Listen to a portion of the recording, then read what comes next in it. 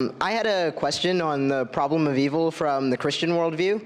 I like how you mentioned, Ravi, that you need a transcendent anchor before you can pose the problem of evil. And it was good to hear, Dr. Vitale, that you did some work on this yourself. So in Christian philosophy, I believe that Alvin Plantinga has given a good defense with his free will defense of moral evil. But is there a good response to what seems to be natural evil? That is apart from the moral decisions free creatures make. So if you guys could talk about that and explain the best way to deal with that, because I think that's it's an issue a lot of Christians wrestle with. So, yeah.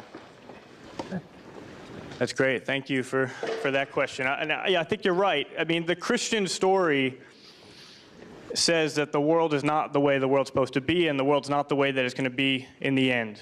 Okay, that we're living, in a sense, in a broken world. But especially with respect to natural evil, that still raises the question of why would God allow the world to continue the way it is, even if it's the case that free will at some point made the world broken in the way that it is. Let me just give one potential way to think about this, just one area to open up. I mean, I don't think that this is a question that we should expect a full response to.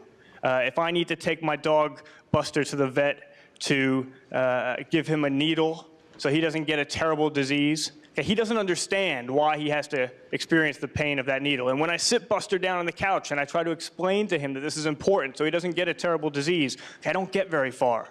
Okay, and that's not because of some lack of ability on my part. It's not that I'm not a good enough communicator to get through to him. It's just that he's not the sort of being that can understand why I do many of the things that I do. And I think similarly, if it's true, as the Christian faith claims, that God is far beyond us in intellectual capability and understanding, then we shouldn't expect to be able to see all of his reasons for allowing the suffering that he does. Oftentimes, we get to a certain point in our life and we look back and we can understand some of the suffering, but then some of the other suffering just seems pointless, it seems horrendous, you just can't fathom how God would allow it. I think that's a natural place to be in, and I think that that's okay. But here's one just further thing to think further about. We sometimes think of the problem of evil or the problem of suffering like this. We picture ourselves in this world, then we picture ourselves in a different world with far less suffering, and we say, surely God should have created me in that world rather than in this world, in the world with less suffering rather than the world with lots of suffering. That's a reasonable thought. I think it's a thought that relies on a philosophical mistake. Okay, it relies on the assumption that it would still be you who would exist if the world looked very different, and in fact was that world with far less suffering rather than this world and its suffering.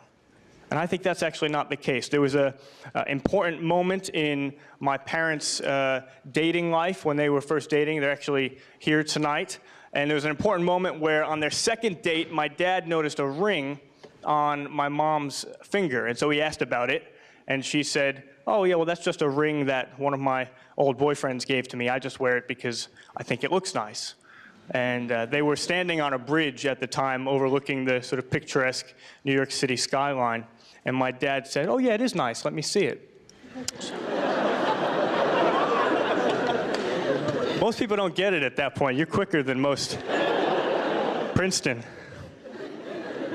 So my mom took it off, handed it to my dad, and my dad, he threw it off the bridge, and he watched it sink to the bottom of the Hudson River. Now, my mom loved it. Okay, I think that was like the clinching moment. But my question is this. What if my mom didn't love it, okay? What if she ran back to the old boyfriend instead? What would that have meant for me? Okay, now I might be tempted to think, oh, that could have been better off for me. Maybe I would have been taller, maybe I would have been better looking, you know, maybe my soccer career would have went further, I would have been more athletic.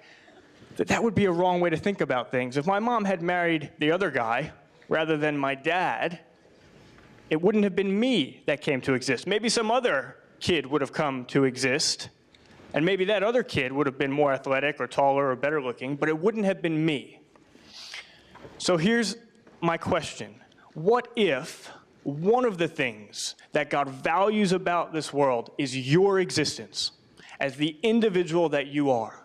Okay, the Bible says that God chose you individually before the creation of the world. What if that's true? And what if one of the things he values about this world is your existence? What would the world have had to look like in order for you, as the individual that you are, to come to exist and for him to call you into a relationship with himself for all eternity? And I think the answer is that actually he would have had to allow it to go down a course where it looked quite similar to the way that it actually does.